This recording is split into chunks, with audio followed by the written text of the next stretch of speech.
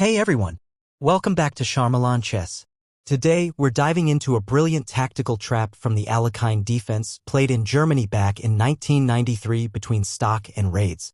This is one of those games where every move has a story, and today, I'll break down each move deeply so you can understand how this trap was set and executed beautifully.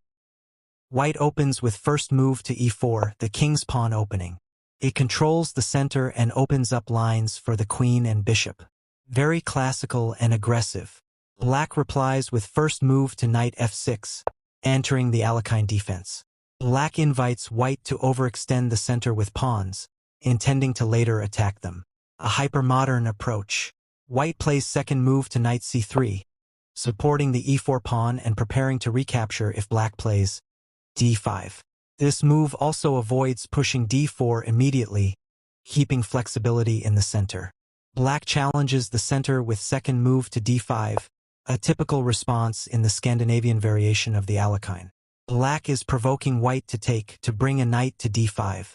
White captures with third move to e cross d5, and black recaptures with third move to knight cross d5. Now black has developed a piece and is aiming for quick development, but the knight is slightly vulnerable in the center. White develops the bishop aggressively with fourth move to bishop c4, targeting the weak f7 square, one of the most sensitive spots in black's position early in the game. This also puts pressure on the knight at d5 indirectly, setting up tactical possibilities. Black plays fourth move to bishop e6, challenging the bishop immediately. At first glance, this seems logical, developing a piece and exchanging white's aggressive bishop. But this move opens up the possibility for a queen and bishop battery later. Now comes a clever attacking move, fifth move to queen f3. White threatens a double attack, queen cross b7, hitting the rook, and queen cross f7, a check or even mate threat if conditions are right. It also piles pressure on the bishop at e6, since bishop cross e6 is no longer safe. Black is already walking a thin tactical line. Black plays fifth move to c6, trying to solidify the center and prepare for knight d7 or queen a5, perhaps. But this move is a bit passive and creates light square weaknesses. White develops another piece with sixth move to knight g2, keeping the option to push d4, and preparing to swing the knight to d4 or g3. Also, it cleverly keeps lines open for both bishops and doesn't rush development with d3 yet. Black prepares a fianchetto with sixth move to g6. A logical setup in many positions, but here it's a bit too slow.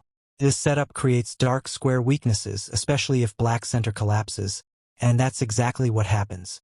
White jumps in with seventh move to knight d4, pressuring the bishop on e6 and threatening to capture. This knight is eyeing key squares and looking to stir trouble. Now black has a big decision to make. Black plays seventh move to knight cross c3, and this is a critical mistake. Instead of retreating or protecting e6 properly, black captures the knight, thinking that removing white's attacker is fine. But this move opens up tactical disaster.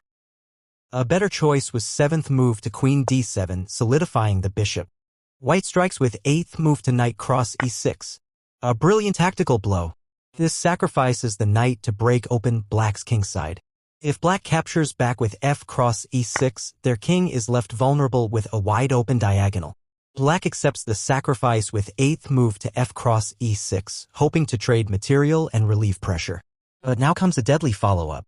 White calmly plays ninth move to queen cross c3, recapturing with the queen, and now targets both c6 and g8 diagonals. The bishop and rook are uncoordinated, and the king has nowhere safe to go. Black tries to get counterplay with ninth move to rook g8, bringing the rook to an open file. But it's already too late. The position is collapsing. 10th move to white queen b3 or 10th move to bishop cross e6. White finishes the game with 10th move to queen b3, targeting b7 and threatening checkmates or major material loss. Black has no good way to save both the king and rook. Alternatively, 10th move to bishop cross e6 is also crushing, taking the pawn with tempo and opening more lines. Black resigns. The game ends 1-0. And just like that, a small inaccuracy leads to a total collapse. White's precise calculation, aggressive development, and powerful tactical awareness turned this into a textbook trap. The key moment? That bold knight cross e6. Sacrifice. This is a great reminder, always be careful about pushing too many pawns or delaying castling against a well-coordinated attack. If you enjoyed this breakdown, hit the like button, subscribe for more traps and tactics, and comment below.